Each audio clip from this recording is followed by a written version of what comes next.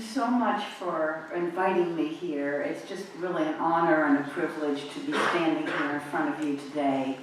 I was here about the same time last year, and last year I spoke to you in general about the Jewish high holidays, which have such deep meanings for me. And I thought I'd go a little deeper this time and go into the essence of the Jewish high holidays, which is forgiveness and return, and talk to you about those concepts as I understand them. I think all of us here, we've come from various backgrounds, but I did grow up in the Jewish faith, and at the time what I was exposed to was what I've perceived to be as very hollow and meaningless, because it was rote discussion and prayers that really didn't touch me. But I was fortunate that in my adult life I've done a lot of exploration, and within my own tradition I was able to find in the Jewish renewal movement a renewal of what the essence of the juice of the wisdom is all about. And that's what excites me, that's what inspires me, that's what keeps me going, and that's what makes me want to teach and share with people. We're just in the very last, first let me just do one thing. Before I go into services, I always put on my yarmulke or kippah as a sign of respect. And it used to be black and only men would wear them. Now, women wear them. And this is what they look like now. They're creative, they're fun, they're beautiful. And the Jewish Renewal Seminary, which is now graduating more women rabbis than men, is the largest seminary in the country. And more women are coming into the field and being acknowledged for their leadership and bringing in the energy of the feminine. Again, this is the prayer shawl. Now, it used to be black and white, and maybe a little bit blue, and maybe a little strand of gold here and there. So this is one that my sister-in-law made for me, and you can see she embroidered it in Hebrew letters here, and she knew that these were my favorite colors. So she wrote, it says, Baruch atah Adonai Eloheinu melech haolam, asher kitshanu b'mitzvotav v'tzivanu lahita teit b'tzitzit. So when we put it on, we put it over us so that the energy of God is just wrapped around us. And there are always these 4 tzitzit that connect us to others and to God on every prayer shawl. And so it is on this one. So we are now in the year 5779. This is the first month of the year 5779. We're in the last week of the first month of this new year. Now, the Hebrew calendar is unlike the Western calendar, which is a linear calendar. The Hebrew calendar just repeats over and over and over again, reading the 5 books of Moses on very specific days over the year. So we are always coming back to the story of the betrayal, the major betrayal of the Jewish people and our God, which is the creation of the golden calf and the violation of the trust between the people and our God. But, we're looking at it always in new lights. That's the basic story. But how do we look at it? We're looking at it in a new way. That's what we have to do. We have to bring who we are in this moment to what we're looking at in the past. And so in the first month, the last month of the year, which is Elul, what do?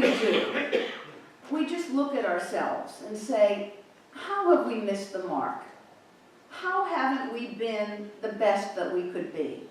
How is it that, you know, the energy, the veils of life, how we haven't been as good in our relationships, how we haven't lived up to our fullest potential?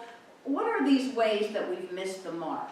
And we're looking at this to return to the essence of who we are, to return to the beauty, to the purity of who we are, and to connect with our highest God spark within us.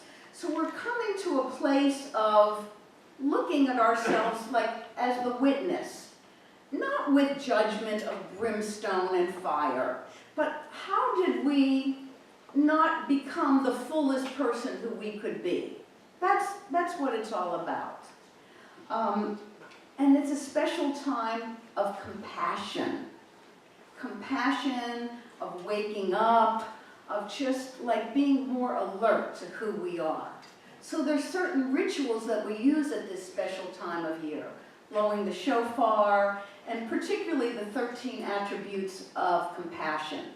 Because compassion is what it's all about. In order to forgive ourselves, to ask for forgiveness, we have to come with a sense of gentleness, a sense of just kindness to ourselves. So I'm going to chant for you the 13 attributes of compassion. And this is what we chant every morning, except for on the Sabbath, for 40 days, as we're leading up to Rosh Hashanah, the head of the year, the first day of the new year, and the Day of Atonement. Atonement meaning A-A-T, at one-ment, when we finally get to be really connected to our source.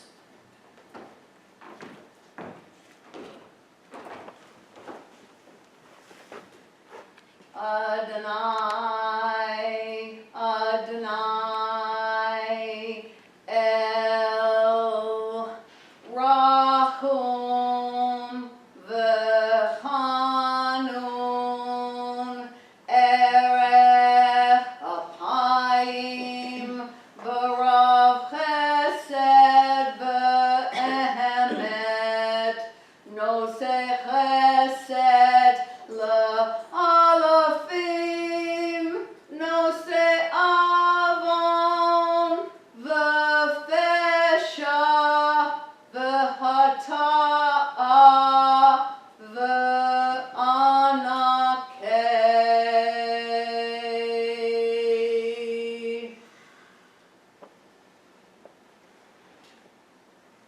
God, God, Adonai, Adonai, Holy One, Holy One. Compassion and tenderness, patience, forbearance, forgiving sin and lifting guilt from age to age, and making us free. And now the shofar is blown every morning to wake us up, And now what is going to be played for you is Reb Zalman Schachter Shalomi, the founder of Jewish Renewal, playing blowing the shofar along with the flute in his congregation.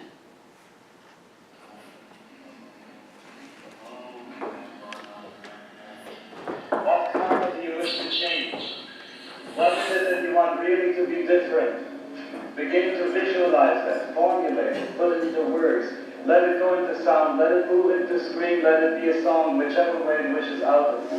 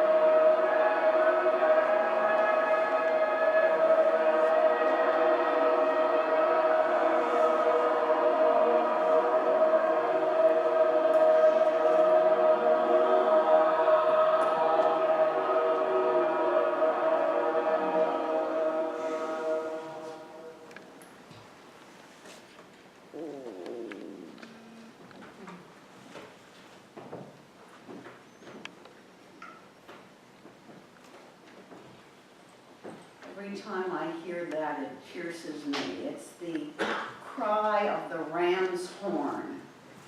It's the symbol of just the unbroken cry of the soul, just asking for forgiveness, for allowing us to return to the pure essence of who we are, our connection with spirit, that this is the symbol of us hollowing ourselves out so we can release the veils of the old, things that no longer serve our highest self, so that we can really be released from those old patterns that we just couldn't seem to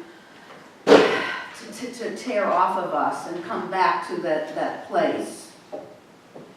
So we're washing our soul. We're washing our soul with tears and wash away much of what obscures the pure essence of who we are, because all of us are imperfect beings.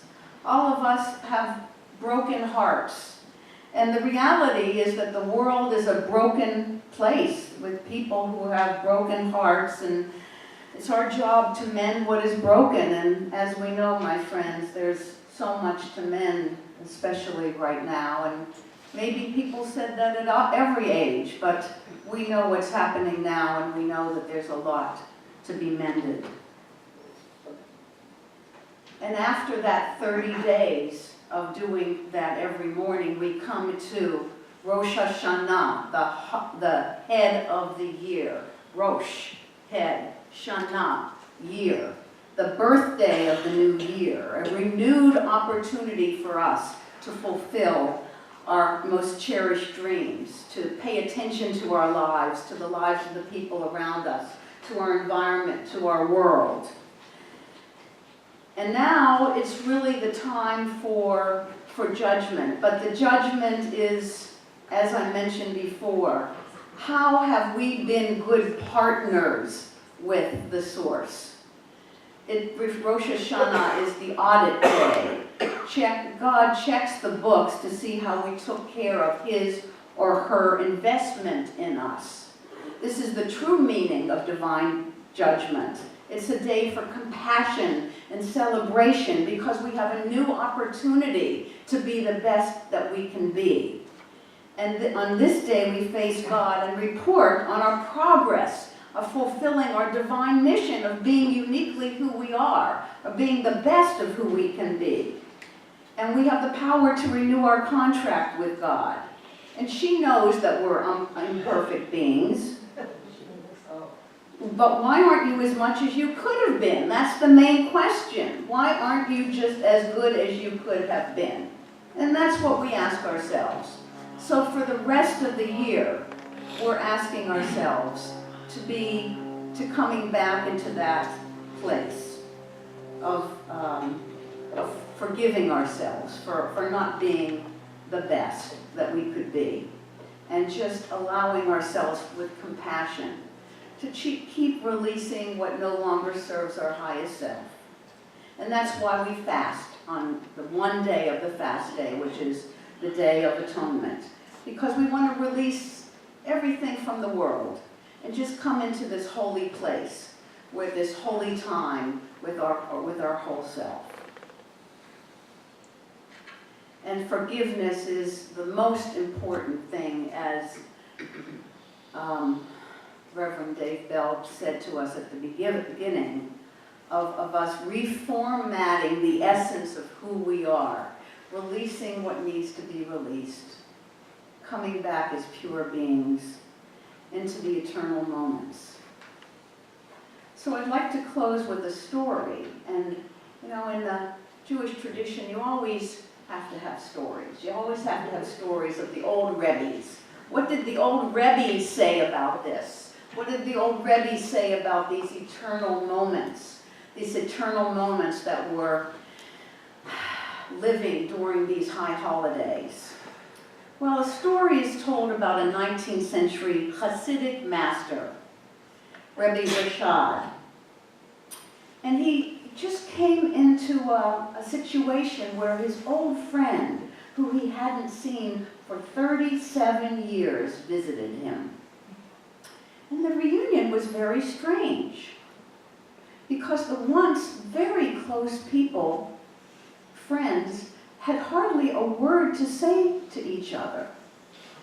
And then the Rebbe started singing, and he sang this ancient melody. He closed his eyes, he went into a trance, and he sang for a long, long time. And then he looks at his friend and he says, "Do you remember?" And his friend says, "Yes, I remember." And then 1 week later, the friend passes away. And later, the Rebbe explained to his students who had witnessed this event, 37 years ago, when we parted, this was the song that we sang together. And when I asked him if he remembered, and he said yes, I knew that there was no time that really had passed between us. There was no time. We just were together in time and space. And we had created an eternal moment where the infinite and the finite had come together. And that's what eternal moments are. They're gifts from God, where we can connect so profoundly with ourselves and with the one, that we just have this experience of an eternal moment that we take with us for the rest of our lives, and hopefully every year when we do this, take it into the new year and just hold that place of sacred space and time in our bodies, so that it can keep us going during the usual moments, the finite moments that we live each and every day.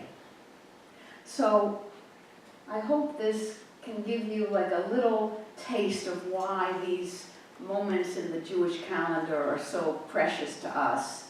And I'd like to pass that on to you. Thank you very much.